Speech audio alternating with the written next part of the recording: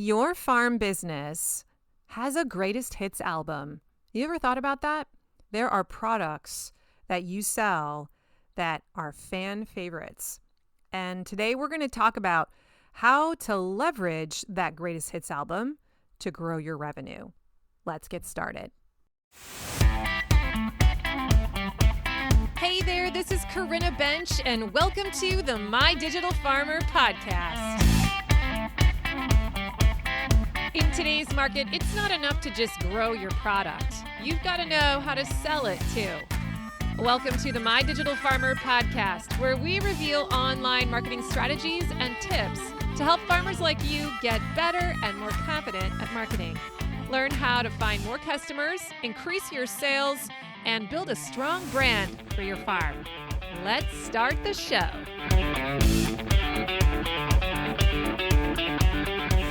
Well, welcome to episode 360 of the My Digital Farmer podcast. I'm your host, Corinna Bench, one of the farmers at Shared Legacy Farms out in Elmore, Ohio. I'm also the founder of MyDigitalFarmer.com, which is all about trying to help other farmers like you get more confident in your marketing and sales strategy so that you can grow a profitable business.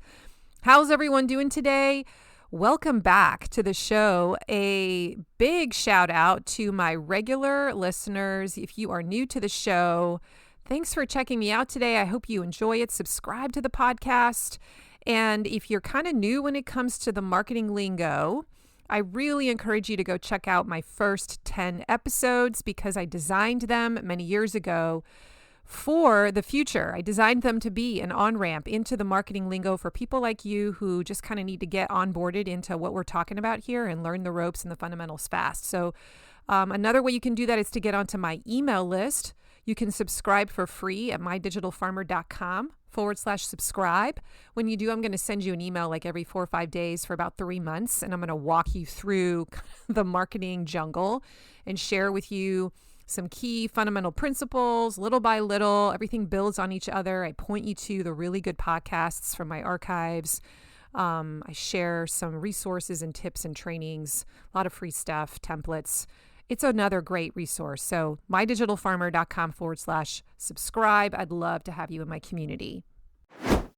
Today's podcast is sponsored by my friends at LocalLine. If you run a CSA or you sell direct or wholesale, or you manage both, LocalLine helps you simplify your operations and scale with confidence. I love this platform. In 2025, farms and food hubs using LocalLine grew their sales by 33%. Average order values increased by 31%, and total order count grew by 9%. That is real results across operations of all sizes. LocalLine brings everything together into one platform. So CSA management, wholesale ordering, access to new wholesale opportunities. They have automated inventory, barcode scanning, a box builder. They even have a POS. And that means you spend less time managing admin and more time growing your business. Switching couldn't be easier. There are no setup fees, no sales commissions, and their onboarding team will even migrate your storefront for free, taking the workload off your plate. As a podcast listener, you'll get one premium feature free for a full year when you use the code MDF2026 at checkout. So head to mydigitalfarmer.com/LocalLine, all one word, then use that code MDF2026 and you'll get that discount. Start the season strong with LocalLine. It's streamlined, efficient, and built for growth. And now back to the show. Okay, before we jump into today's episode, I want to do something a little fun. I know a lot of you have told me that you love my podcast intro music. I love it too. I mean, I get messages about it and people bring it up. It's really got a vibe, right? But here's something you may not know. When you create a podcast, you actually have to go out and find the music. You license it from a composer. You pay for the rights so that you get to use it in your show. And then you typically just take a small clip from the full track. So what you hear at the beginning of my podcast every week, and actually at the end, that's just a tiny slice of a much longer piece of music. And I was thinking, you know what? That would be kind of fun to share, like the whole clip. So today, if you're willing, I'm giving you a little bonus at the very end of this episode. Stick around to the very end. I will play the entire track for you of my podcast music, the full version, start to finish, and maybe you can pick out where I've pulled the clip from. Just because I know some of you are into it, and I thought it would be a little fun behind the scenes moment. So just wait for the end when I say goodbye and I do my whole spiel, and then just hang out for a couple seconds and then you'll hear the whole track. It'll just be a little bonus. Okay, speaking of music, let's transition. What is your favorite band? Maybe you have one or two. It's kind of hard for me to land on one, but if I really had to, who do you think my favorite band is? And no, for our marketing school members, it is not Duran Duran. It used to be Duran Duran when I was younger. I was obsessed with them. I had posters and everything. No, my favorite band is the Indigo Girls. I love them. I own every single one of their albums. I even have most of them on CDs. I have followed them for years. I go to their concerts when they come around my area. I know their deep cuts. I know their obscure songs. I even sang in a band in high school, and a lot of the covers that we did were Indigo Girls. I'm kind of a lower alto voice, so I would sing the lower part a lot of the times. I'm a real fan. And here's the thing, the reason I'm starting out kind of with this story is that even though I own all of their music, all of their CDs, anything they put out, I'm a super fan and I'll go buy it. The album that I reach for the most, the one that I play the most digitally now, that I put on repeat, is actually, what do you think? I wonder if this is the same for you too. It's their greatest hits album. Isn't that interesting? Out of all the choices, all the songs, I go back to the one that just delivers the favorites, the one where all my favorites have been curated into one place. I don't even have to make the playlist. These are the songs I know that I love, the ones that I love to belt out to in my car or in my farm truck. They hit me every time. I don't have to even think about it. I just press play and they just wash over me. And I was thinking about this the other day as I was listening to it. The greatest hits album. That's basically a bestsellers list, isn't it? It's all of the proven winners from their different albums all in one place. So whenever you produce a new record, the producers are kind of listening to the singles and they're making decisions about which ones they're going to release and which ones they think are going to be the next big hits. And sometimes they're right, sometimes they're wrong, but usually in every album there's at least one song that kind of becomes a favorite from that album. And if you've produced enough albums over time, like you've got quite a few of these favorite songs that develop for your fans. And when you have enough albums, you can eventually assemble a greatest hits album, packaged in a way that's easy for your super fans to just say yes, right? And I was thinking about this concept of a greatest hits album, how it's very similar to a bestsellers list. And I thought to myself, I wonder how many farmers don't have this, like a bestsellers list. Or if they do, they're not really intentionally using it. And so today I want to talk about the power of your greatest hits album, because you have one. Why your bestsellers list might be your most underutilized sales tool. Have you ever thought about that? And I want to challenge us to think today about how could we use that bestsellers list, that greatest hits album, to drive more revenue into our pockets without necessarily having to grow a whole lot more stuff. Some of us don't need to be creating a ton more products. We just need to sell our greatest hits a little better. And when I go out to restaurants with my family and we're presented with a menu, so this is like for what I would call fancier restaurants, not like chain restaurants, one of a kind places where I am not familiar with the menu, where it changes seasonally. Or if I go on vacation with my kids, we're going to a place we've never been to. We like to find local restaurants. And we get these menus that have all kinds of amazing things on them. I'm reading the ingredients that are going to be in there. And I, especially now with my dietary restrictions, I have to really know what exactly is in this meal. So we're looking at the descriptions. And a lot of times, like, they all sound so good.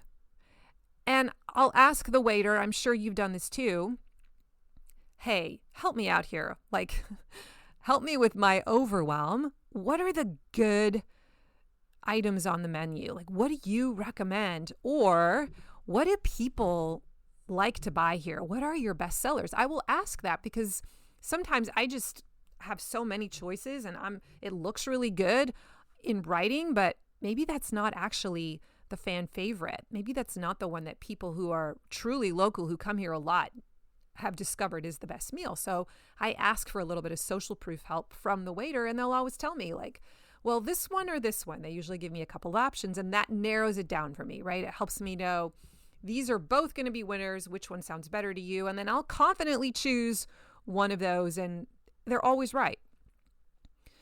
And so there's really something powerful that happens when you can present your customers or your potential customers with a shortened, curated list of here are the favorites. It removes a lot of the decision fatigue, the hemming and hawing, the pressure. Sometimes I think people can't decide and they're so overwhelmed they just don't even purchase, or they only they choose something and they're not like fully behind it. They don't feel great about it or confident about it. And so that affects how that transaction feels. But if you can say, look, these are the favorites, and you say it with confidence, it builds this trust. Because what you're really saying is, hey, you don't have to figure this out. Other people already have. Here are the best sellers. Here's the greatest hits album. And this is exactly why, big brands do this super well. I'm going to always pick on Amazon because even though I don't love their philosophy, like, they are very good at what they do. And they have a best sellers tab. Or when you're scoping around for a particular product, it will give you all the different brands, versions of that product, and it will put a little badge label on the one that is the best seller. And that will often be a cue to us, like, hey, this is the one people like. This is also the case in big box stores or department stores. They've got their top picks as well. They're constantly guiding you towards the proven winners, like a yellow brick road. And, meanwhile, over here in like small business land, and I'm raising my hand here a little bit too, on farms, we're kind of like, oh, yeah, here are 47 vegetables. Good luck shopping. I'm totally laughing because this is me. Like, this is me. I don't always organize things or make it clear where to start, right? And before you feel called out, let's just name why this happens. Because, I see this in myself. I see it in a lot of other farmers that I'm coaching with. We think, well, everything is seasonal. This is what I tell myself. So it changes. It's hard for me to say I've always got a bestseller available. I don't know if you've used this excuse, but I have. I don't have time to go and analyze my data. I just sort of have a feeling that I know what my bestsellers are. Sometimes I'll just say, look, I'm just selling what I harvest. Like, that's what I decided to to take out of the field. And so here you go. Or I sometimes feel like, well, I don't want to sound repetitive and say, here's that head lettuce again, even though those are what fly off the shelf. So I feel like we have some excuses that we bring into the room for why we don't point to our best sellers more often and make use of this greatest hits album concept. But here's the shift that I want to just bring back into the space. I've said this before, but I want to remind you that you are not just a producer. You're not just a grower. You are a guide in your customer's heroic journey. They're trying to solve a problem using your product, or they have a deep desire that your product is going to help them fulfill, and it's going to transform them and change them and make them a better version of themselves, right? That's what they're looking for. They're coming to you because they think you can help them. They are overwhelmed. They don't know what to pick from your product suite. They don't know what's good. They don't know what's the easiest starting point. So they want you to help them. Remember that you are the guide, and you really have to embrace that mantle as part of being a salesperson. You can't just be the producer and drop everything on the table. So how do you identify your best sellers? I have a feeling that most of you know how to do this, but I am going to briefly touch on this, especially if you're kind of new as a business owner. You may not have taken the time to think about this yet. So let's make this really simple. If I told you right now, write down your top 5 best-selling products, could you do it? And I bet most of you probably could get in the ballpark. But if you want to be precise, here's what I want you to do. I want you to go into your reports section of your online store, if you do sales online, and I want you to look for answers to a few simple questions. What products generated the most total revenue last season? Do you know that? What products sold the highest quantity? Sometimes that's a little bit different. What products show up on orders over and over again? And what items consistently sell out first? And that's your greatest hits album starting to form right there.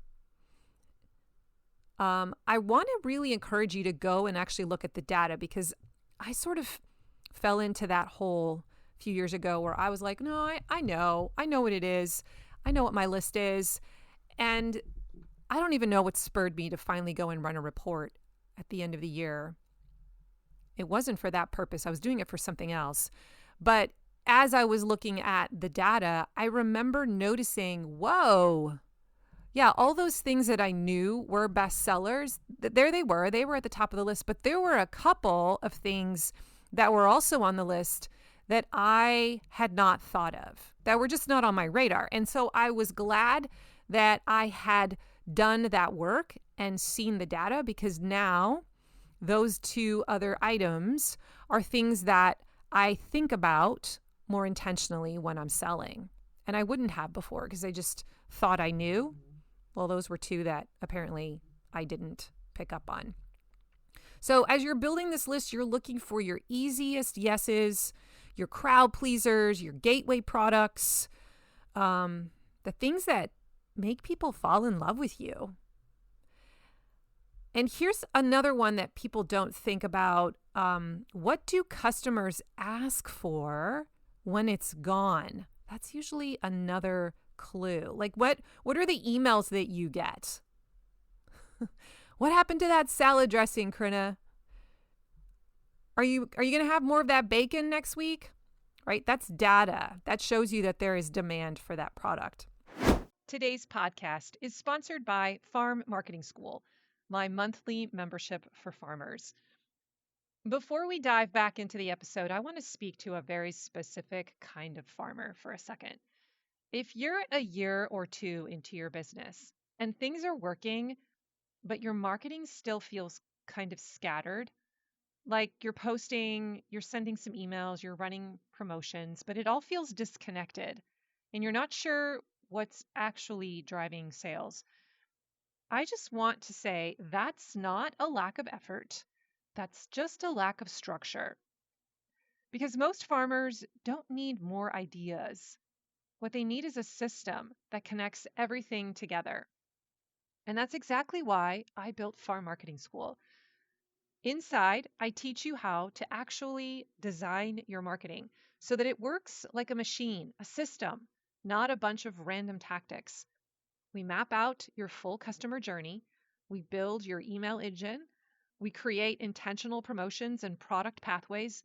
So your marketing starts handing off from one piece to the next like a relay race instead of you running every leg yourself. And we do it through 30-day project builds.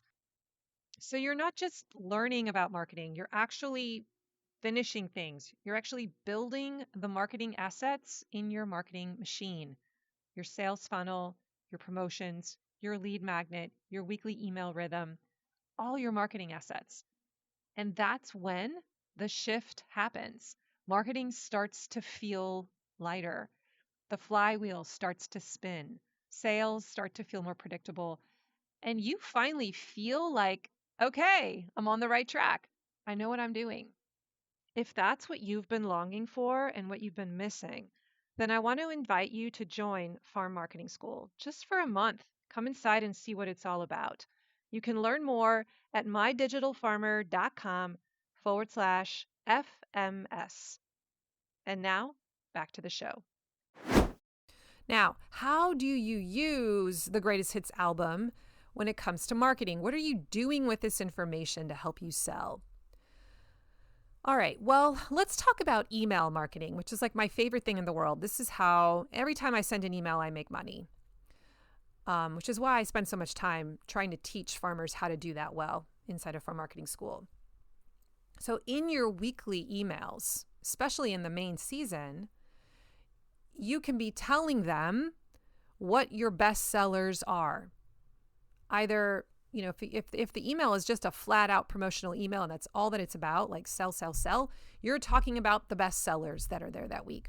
Or maybe there's just one particular item that's in season that is a bestseller right then, and you're going to just focus on the one bestseller in your email. But you could spotlight that and give it its own focus in your weekly email. And then point to the place where they can pre-order and then pick it up at the farmer's market, or maybe they're going to an online store. Now, I also want to mention the nurture email sequence because this is like the power workhorse in my business. A lot of people will come into Farm Marketing School, honestly, for that project so that they can learn how to write that. It is so powerful when you get that set up. A nurture email sequence is an automated sequence that you write in advance. You write it one time and you build it inside of your email service provider. It's usually 5 emails that drop out every 4 days, 3 to 4 days, right after someone initially subscribes to your email list. So this is a warm lead. They've shown interest in your brand. They've maybe downloaded a lead magnet, and they're actually pretty excited to start getting emails from you right away for a couple of weeks every 4 days because they are interested in you. And when you start giving them these little emails with tips and nuggets of information, or maybe you share your backstory and your values and stuff about your business and how it relates to them, or you give some sort of tip, like they love this stuff. They eat it up. And one of the things that you can put in this nurture email sequence is a teaser of some of your best-selling products. You can kind of point to them. I always tell people don't use the nurture sequence to sell. It's really meant to build awareness and create hunger for what you do and what you sell. And maybe the last email in that sequence is where you actually give them a chance to go and purchase something and you pitch your first gateway offer, which is often something from your Greatest Hits album.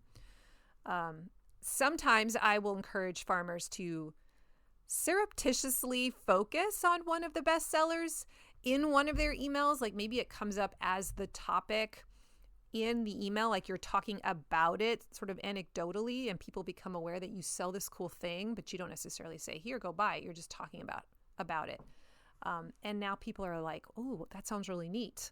I want to maybe purchase that. It just gives them food for thought. Okay, so the weekly email, the nurture email are places where you start pointing to the bestseller, because the greatest hits album is often the gateway product. It's often the door into your brand because it's an easy yes. Now, the website, the farm website, or your store website homepage, because sometimes those are two different things, is another place that you can be highlighting your greatest hits album. I always encourage people on the store, actually also on your website homepage, you can have a pancake stack or a section in there. I call them pancake stacks because there's visually, if you were to look at the entire homepage of a website, there are these visual elements that stack on top of each other. So one of those sections is often the bestsellers section, where it might be your top 3 bestsellers with a picture and then a call to action button that takes them right to that product in the online store if they clicked on it, and they could read more there. But it shows them kind of visually like these are the things that everyone wants. So imagine you're a brand new person to the brand, you come to the website, you're already sort of interested in this general product line, and then you see these 3 doors into the brand, and each of them are things that look amazing and that you would want. So I always tell people, have a bestseller section definitely on your online store page. Name it the bestseller section, right? Put it high up on the page. It shouldn't be buried down at the bottom. Make it easy for people to click and buy. Have a nice big bright colored brand button, because that is literally the entry point for those new clients. Another way you can do this is to add product badges that say bestseller on the store listing. And some online platforms will actually create almost like a badge, or it'll be a bright colored line that goes across the top of the image that says bestseller. And so a person can visually see it. It stands out and pops. Those are called product badges. And that sets it apart from the other things. And a lot of times people will say, oh, well, I'm going to go there because it says bestseller, so that must be the best version. Let's talk about blogs. If you still blog on your website, like I do, or maybe you have a vlog, maybe you have a YouTube channel where you are posting videos fairly frequently, you could be featuring your bestseller list, your greatest hits album, or one of the things from your greatest hits album in that blog, where you talk all about it, how it's produced, how it's best utilized in the kitchen, etc. Either in written form or in video form. So this is another way to be pointing to your greatest hits album. And then, of course, make it easy for them to figure out how to click and go and purchase that thing if their appetite is now whetted by this amazing YouTube video. Social media is another obvious place that you can be highlighting your greatest hits album. So posts like, if you're new, start here. Like, don't word it that way, but essentially once a week having some kind of a post that assumes you have new people who have just entered your funnel and are seeing your stuff for the first time. Like, you constantly need to be pointing to, hey, this is where you start. This is where you start. Actually, they just did this at my church this past weekend. I'm recording this on the Tuesday after Easter. And Easter Sunday is always a day when the church is really full with people because they'll bring their families, or you'll have people that just come for Easter and Christmas. And I noticed that our pastor mentioned how next week, so the following Sunday, he announced to everyone, hey, if you're new here, we're really glad you're here. If you want to learn more about what we're doing here, next week is an opportunity to come and do that, because we're having a special meeting between the services. He didn't call it a meeting. It was called something like Starting Point, I think is what they named it. And he's like, we have Starting Point, which is happening next week for 20 minutes. You can come and just meet us and ask us questions. We have a little presentation to kind of talk about some of the things that we do here. And so they do this like once a month. They have something called Starting Point because there are always new people coming into the church who are checking it out. And if they are now kind of ready to get more engaged, the organization has created a mechanism, a moment in time, where we invite them to come and start the journey. Start here, right? Start here. So what does that look like for us when we're using social media? Like we have a moment here to say, okay, all of you who've been checking us out, come start here. This is the point. Buy this product. This is the first one you should get because you know that it's a winner. There is all kinds of repetitive content that could be showing up in your social media. You should be pointing to all of your bestsellers regularly. If there's a bestseller coming up in like a month from now, start talking about it. You can even say, get on my email list if you want to find out when this next greatest hits is going to be around, right? When this next bestseller is going to be around. We're doing that right now with our asparagus because we know it's so popular. It's going to start come and do here in the next week or two. And for the last few weeks, I have been posting pictures of asparagus from last year saying, if you want this stuff, get on my email list because it's only around for 3 weeks and then it's gone. So it can become a lead generating tool. Let the bestseller drive your social media content for the week too, especially those seasonal items. You can just be telling stories about it, how it's harvested, how it's packed. Maybe the next day it's a different perspective of that story or a different angle. Just keep talking about the bestseller and creating an appetite for it. I always take lots of pictures of my bestsellers and I put them in like a Google folder of my greatest hits album. That way, when the next season comes around, like asparagus season, and I don't have the asparagus growing yet, I can pull from those resources from last year and start pointing to those bestsellers. All right, let's talk about offers. This is another way you can use the bestsellers list. When we create offers, now remember there's a difference between a product and an offer. A product is just the thing itself. An offer is how you're positioning it. And one way that you can use the bestsellers is to bundle them like the Greatest Hits album does. They take all the individual singles that were great hits and stick them all together into one package and people buy that album. Okay, so what does that look like for your business? Can you create bundles of your greatest hits? So it's a bestsellers box. It could be a starter pack, the chicken starter pack, the farmer's favorites bundle, or it could just be a special offer around one of your bestsellers that week that's using some other different offer formula. So maybe it's watermelon season starting, and I'm going to create a special offer that really just talks all about the watermelon. It's trying to get people to buy the watermelon, to go to the store for the watermelon. And then, of course, while they're there, they're going to put other things in their cart. I think I talked about this a few weeks ago when I did a podcast about my spring plant sale. But we created a 10-pack product of our 10 best-selling transplants in the plant sale. And that did really well. It drew up our average order value a fair amount. And the reason I came up with that was because I realized that we have new people coming into our business, kind of new gardeners who are excited, who want to do this well. And they're a little overwhelmed when they see the 55 different options. And they may not know, well, which is the best tomato? I don't know. And so for me to just say, listen, get the San Marzano your first year. Like that's the classic. Like I just help with that decision fatigue. They feel really good. They feel like, oh, this is the one my farmer recommends. My farmer knows what she's doing. She knows how to grow things. Or I should say my husband knows how to grow things. And so they feel better about that purchase. So helping ease the confusion, especially for something like that, that can be really helpful.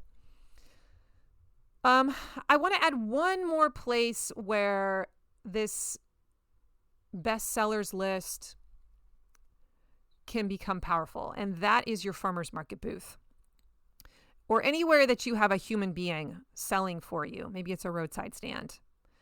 Because here's what I see happening a lot. A customer will walk up to your stand, they look at the table, and there's sort of like this freeze reaction because they don't know what to pick. I mean, it's beautiful and there's all these gorgeous colors and you've done a great job of, pile them high, stack them high, whatever, watch them fly. And there's contrasting colors and it's just gorgeous. But they don't know which one is good. Like which of those beets are really good if I'm going to get beets, or which of the different tomatoes is the one that I actually want for how I'm going to use it. And I guess I want to ask, does your staff step in? Like, does your staff know what to say? Have you coached them on how to help these kinds of customers? Right? A lot of times it's just a simple, hey, let me know if you have any questions. That's what we kind of coach people to say. And it's okay, but I feel like it's a little bit of a missed opportunity because this is where your best sellers list can become almost like a training tool. I think your team, your sales team, if it's not you, should know your greatest hits by heart. They should be prepared. And if it switches from week to week, then you need to tell them that before they head off to the market. Like you've got a little cheat sheet or you've talked to them and you're like, listen, this is what we're pushing today. These are the best sellers in case they don't know. Like they should know the top 5, no hesitation. And instead of like waiting for questions from the customer, they should guide. They should recommend. So the interaction should sound more like, hey, if you don't know where to start, these are our top sellers right over here, right? And point. Or our customers cannot get enough of this sweet corn, and those cherry tomatoes are flying off the shelf today, right? Little phrases like that just help them get started. Or, hey, if you're new, I would start with these 3 things because they're surefire winners and they're really easy to use. Right? Do you feel the difference? One is kind of just passive. Hey, let me know if you need any help. And one is stepping in as a thought leader. And so here's what happens when your team is consistently recommending the same products again and again. You're starting to train your customers, and those items become known as the place to start. They become habitual purchases. So don't just create the bestsellers list for the sake of your website or your emails. Create it for your team and then train it into them and practice it and make it a part of how you sell, so that you are helping people decide. Okay, so before I wrap up, I want to make sure that you're seeing this. Your greatest hits products are basically functioning as a magnet. Are you picking up on that? It's what's getting people in the door. It's getting people to say yes, pulling them into your booth, getting them to stop the scroll. It's what gets that first item into the cart. And then once we've pulled them in, once they're standing at the table, once they've clicked or they've added that thing to their cart, that first thing, there's an opportunity. Now we can really guide them. We can help build the whole order. We can say, hey, if you're getting this, you might also want this. That's the cross-sell. Because let's not forget the bigger goal here. I don't talk enough about this. There are really only 2 or 3 ways that we grow revenue on the farm. And for the sake of this conversation, the top 2 are we increase how much people are spending in one transaction. We're trying to increase the amount that's going into the cart. The other way that we can grow revenue is increasing how often people come back again and buy, right? The repeat buyers, the order frequency. Those are the 2 big levers you have to pull. So your best sellers, they're not just popular products. They are the entry point. They are the thing that opens the door.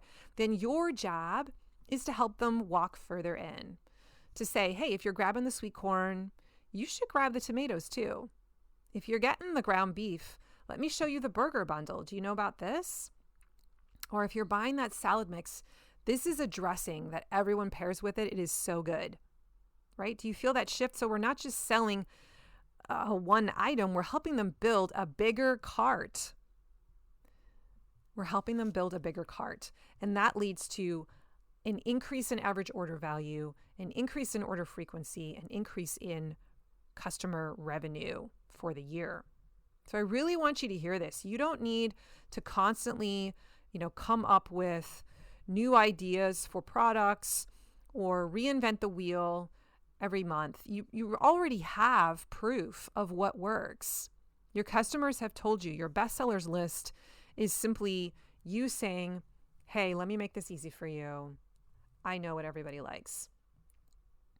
So here's your homework this week. If you haven't ever done this, I want you to spend some time researching what are your top 5 bestsellers and put them down, write it down, put it somewhere visible, and then figure out how you can talk about it at least once in your marketing channels this week, whether it's in social media, whether you're going to make a video and put it on YouTube, whether you're going to put it in your email or add it somewhere on your store.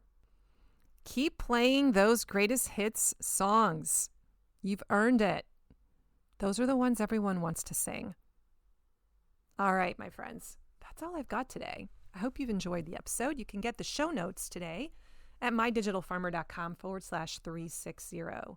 If you liked this episode, please go leave me a rating or a review, or share the episode with a friend. You can text them the link. Trying to get as many people as possible to find out about this incredible resource library. There are so many great archived episodes of farm marketing help, and I would love for people to just stumble upon them and find the ones that are going to help them, they're going to serve them. So help me get the word out. Remember, if you want to get onto my email list and have a curated, guided experience through the jungle of farm marketing, I have some free stuff to send you to make your marketing better and more clear and help you just understand it better. You can subscribe for free at mydigitalfarmer.com/subscribe.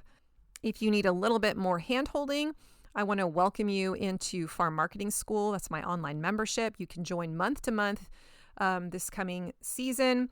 If you need some help with sales or getting unstuck as you're trying to sell this summer, I'm there for you. So I'd love to have you be in my community. You can learn more at mydigitalfarmer.com/FMS. Thank you so much for joining me today, everyone. Have an amazing week. And remember, I believe in you. Bye-bye.